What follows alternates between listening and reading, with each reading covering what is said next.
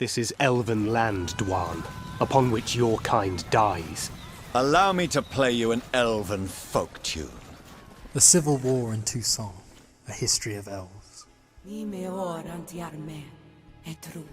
Humans are not to be trusted. The year 781 marked the final end of elven rule in Toussaint. The closing of an era that had lasted over 1,500 years. My folk have suffered much. The elves abandoned their ivory cities and left for the mountains, taking with them all that they could and destroying everything else. Typical. Treachery embodied. Elves. Psheh. Whatever they could not take and did not manage to demolish or burn, they cursed. Nyatamir Datra. A diable pass. Curses. Damnation. The last elven sovereign, Divethaf, hundreds of years old yet fair as a youth, was defeated.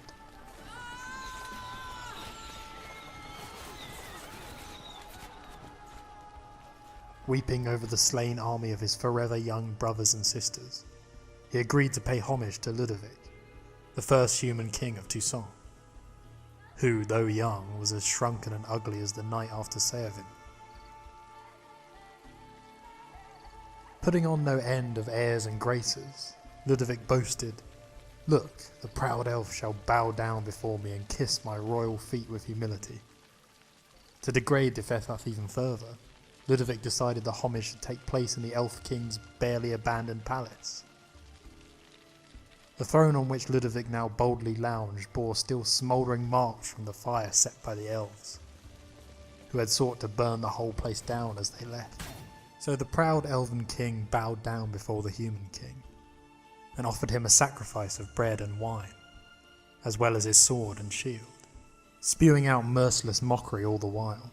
Ludovic received this homage, then immediately ordered his guards drag Divethaf beyond the palace gates, and throw him down the stairs as if he were a beggar. Witnesses claim the proud elf remained calm throughout the whole event, but when left alone, Divethaf wiped the blood off his face and vowed cruel revenge on the king. Revenge that would come from stone as cold as the king's heart. I may know what happened. The statues, you see, once stood in the palace of one Divethaf. I acquired them a month past because perhaps I should start at the beginning. This Divethaf was to pay tribute to humans, producing statues of this sort each year. Yet these ominous words bore no fruit, for in the year 782, before the homage was renewed, Divethaf drew his last breath alongside his remaining soldiers, when the Toussaintois decided to celebrate the anniversary of the surrender of the elven sovereign with a pogrom of non-humans on the slopes of Mount Gorgon.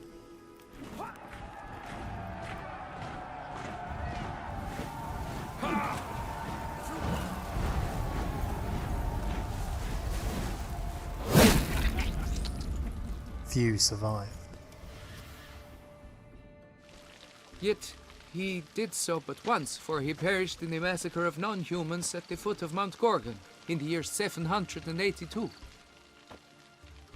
It's fortunate he did too, as Divethaf had planned Ludovic's downfall, for he sculpted not statues, but columns that masqueraded as such, columns activated with words said in homage. Columns that would have turned the king and his bodyguards into so much colorful confetti. Typical. Treachery embodied. Elves. Psheh. You're no better. Elves were just defending their territory. You humans took it, but you still weren't sated. Had to cut the elves down, every last one. You? What does that mean? You're a man as we are. Yeah, in a way. Just ashamed to have to admit it sometimes. Your words? They're wrong, Witcher. But I'll not let you leave empty-handed. I hope you enjoyed this reading, a slice of history concerning elves in Toussaint and the Last King. The quest concerning this historical event is named Extreme Cosplay, and can be found in the Caraberta Woods, Doran Alma estate. Anyway, that wraps up this video. Thank you for watching, If you liked it, leave a like, and don't forget to subscribe if you'd like to see more videos from me. And good luck on the path. Toussaint farisi eris. Behold how we and Seidhe live.